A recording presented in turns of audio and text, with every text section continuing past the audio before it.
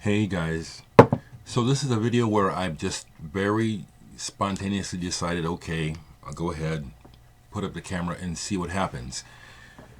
And sometimes when I do this, it goes well, and other times I'll speak and then I'll actually worry about what I said, and then I can't wait till it is uploaded to see if it turned out okay. What I'm saying is that I don't really have something that I was thinking that I wanted to share. More thinking about the idea that there are probably some folks who would like to see, something from here, from me, regularly, and so I'm just gonna just roll. Okay, so it's gonna be a mix.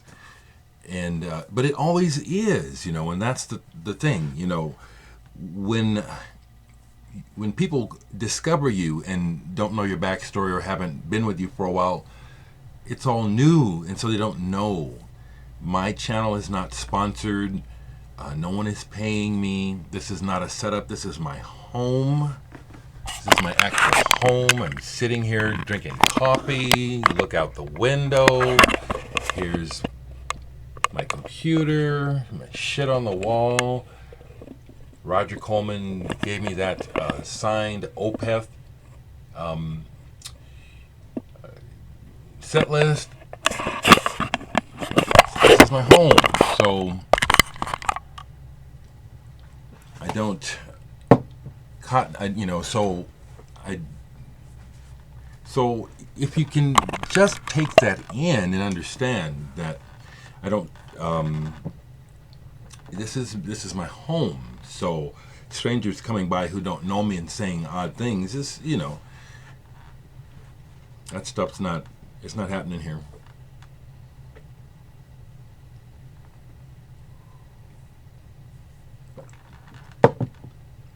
Musically, I just played these two albums.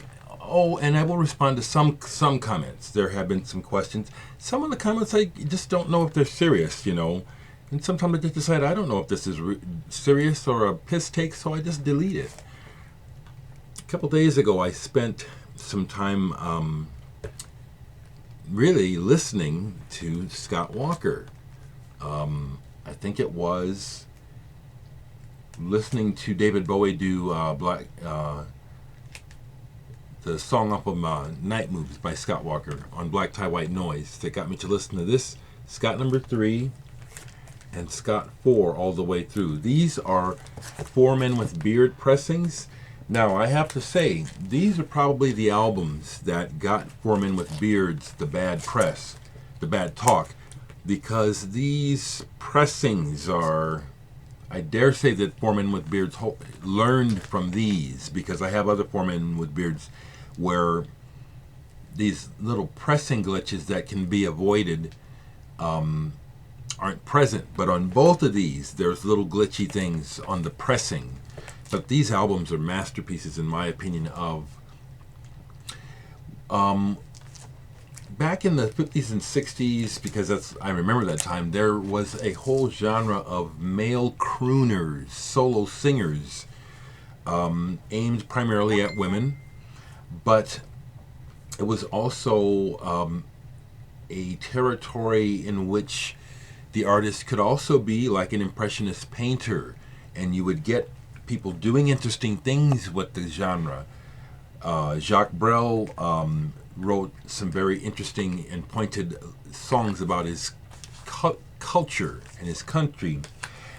And Scott Walker picked up on Jacques Brel and did some brilliant covers of his songs, as well as his own material. I love these albums. The string arrangements, Scott Walker's, is it a baritone, that croon? He's got such a beautiful voice. I love the guy. More on music. Picked up this Phenomena album a while back. It was like a third of the price. It had been sitting in the store, never sold, and I had heard, or seen some video of Phenomena So I didn't have a real clear picture of what the band was like. I like this art. It's basically, a piece of art, the cover. I just like that a lot. My first impression when I got it home the first time wasn't positive. Okay, so the other night, yeah, I was playing cards. Okay, keep it simple, keep it real, and I put this on and just let it start. Listen to the first song, didn't really connect, but it just kept getting more interesting. And then it got to side 3, and one side, I think it's side 3, is one whole long drone space piece. It's like, yeah. And then side 4 is downright prog with Americana mix, Menomina, Moms, I think is the name of this album. Really like this. I was showing you my last musical gift from Chris Cole, and gave this a complete listen. And this is very, very nice. It ends up really good. The Jean-Francois Fabiano and Margie Gillis ends up real strong. On side 2, some really, really, really fine drumming and compositions. Still not sure how to compare this artist-wise, but I would say this, that if you remember the late 80s and VH1's show New Visions, and that whole it was basically an advertising campaign trying to push new wave as a new age, as a new genre. This fits that sound, but it's good. It's just not wallpaper music. This is good. I had just pulled this. I haven't played it, but I was just pulling this. This was one. Some of you vinyl, Andreas up Tiradimos, you come to mind right away. And Deuterino, if you happen to watch this, Nathan, and just some of the old school cats. Back when the BC was popping, as it were, as they say. This was a popular item that people were chasing down and getting. Those shocking, shaking days, a 3 LP set compilation of Indonesian funk and psychedelia. This is great listening. Great listening. I just haven't put it. I had it out. I was actually posting it on Instagram. Great stuff. And I had, the thing I put on this morning and posted a little. I like Instagram. You can make those 15-second videos. I posted a 15-second snippet of Wigwam's Hard and Horny album. Great band from Finland. Again, we're talking history. I know this is ancient history, but this is stuff you need to know about. This is one of my collectible records. It's not easy to find. This is an original. So yeah, I got some queries after the Kalela, saying that I like Kalela, asking what other pop young artists do you like, and I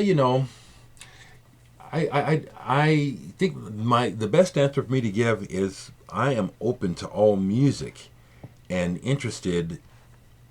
I know what I like, and I hear elements in production all the way through really commercial music right now that I really like, actually. I just don't like the lyrics and the overtly material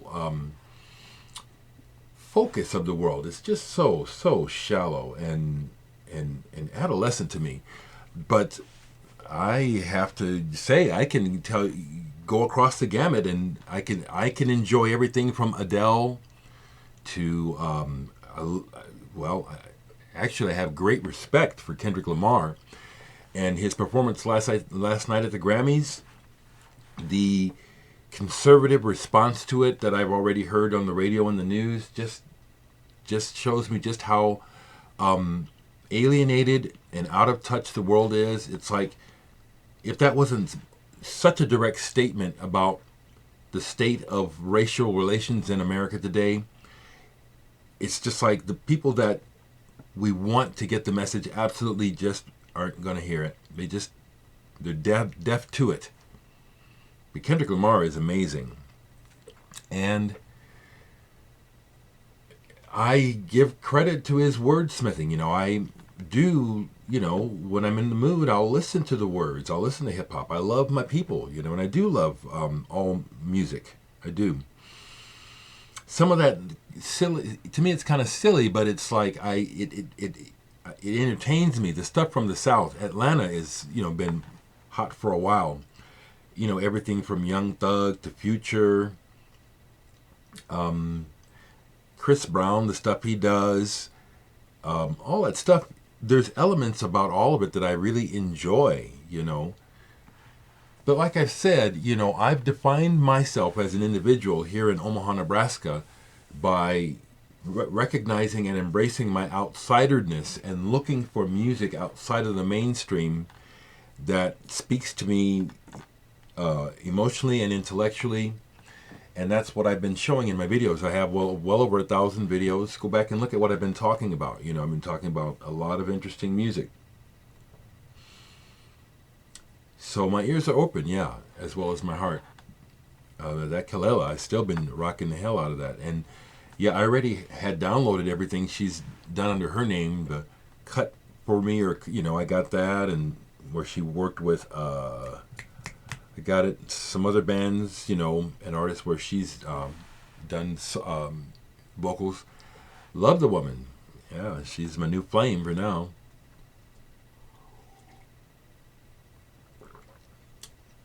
But just to keep waxing, just talking.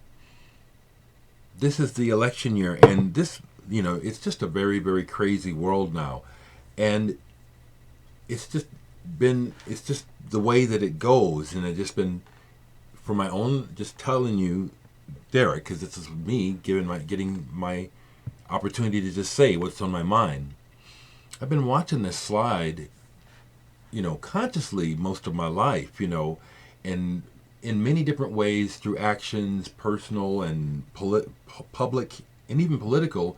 I've asked the question, well, don't you other guys kind of see how we just keep pretending and things just keep getting worse, and we just keep shifting the pretend bar, saying, oh, everything's fine, or just not even saying that, but just somehow never really quite addressing, like you said, okay, we it's almost like,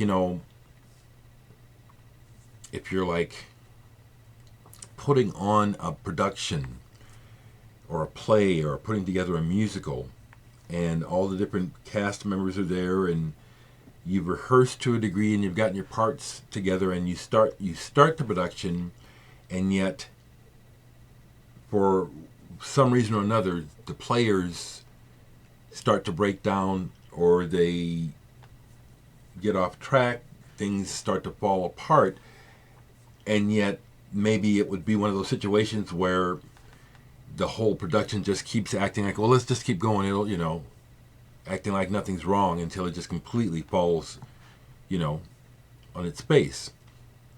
I know that's a long-winded analogy, but that's what I've been watching as an individual, and watch still, going on with the world, and that's just the way it is. But that's how it seems to me, and that's the framing of my observations and opinions. And one of the things that I've been observing at my age, 60, is that, and it's not to be taken offensively, this is an observation that appears to be true, but it really seems to me that after the 60s, a certain amount of good aspects of disciplining in parenting were eroded to the point, because people started to do more of being their kids' friends and stuff. And I'm generalizing, but I'm trying to make the point that the current social landscape we live in, where the actual heads of state and leaders of the Western world are acting like high school kids, name calling and just really being, and we're having to take it, go along for the ride. It's just been such a steady decline into this way of being and doing and living. It's just been so obvious to me. So this is, just throwing it out because this comes up. I'll talk like this. I don't always talk about music. And to whoever in particular needs to know, it's my house, my channel, and I will talk about whatever I want. It's not, I don't have to, I'm not running a popularity contest. I innately think I understand why so many people stop to watch my videos, but I don't know. I never ask people to subscribe.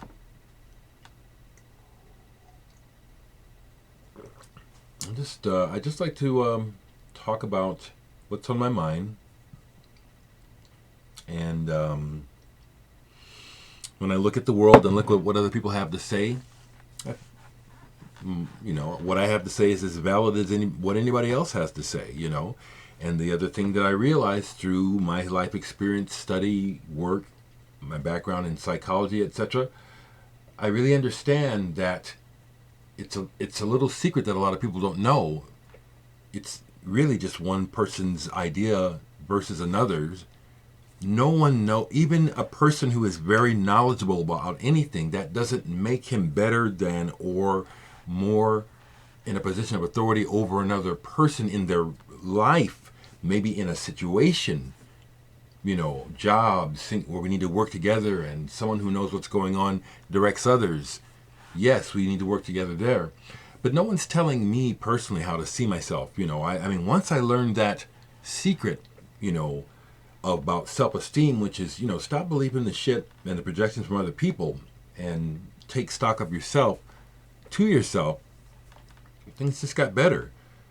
Because I am not your perception of me. You may perceive something about me and it may be there, but that's not all of me.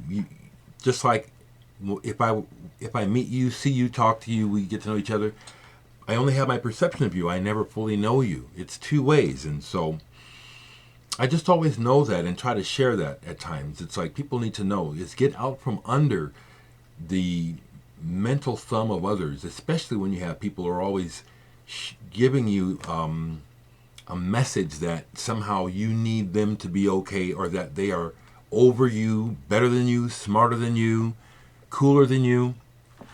I'm working with kids again, and I'm seeing how this perpetuates. It's part of human nature, and it's something that maturity can season. This is why I also make these comments that the generations as we've gone on since the 60s, the seasoning is maturity is being lost. You know what I'm saying? People are still acting like kind of blockheaded kids where you ain't cool, I don't like you, ugh, what did you wear today, And I'm just addressing that like right away. And matter of fact, yesterday in my mentoring, the start of the class, before we went into rehearsal, I put out these guidelines. I wrote them up and say, here's some guidelines I want to try to establish for, having good rehearsals, And one of the things I said is that we're not going to have this drama about people dissing others and throwing shade.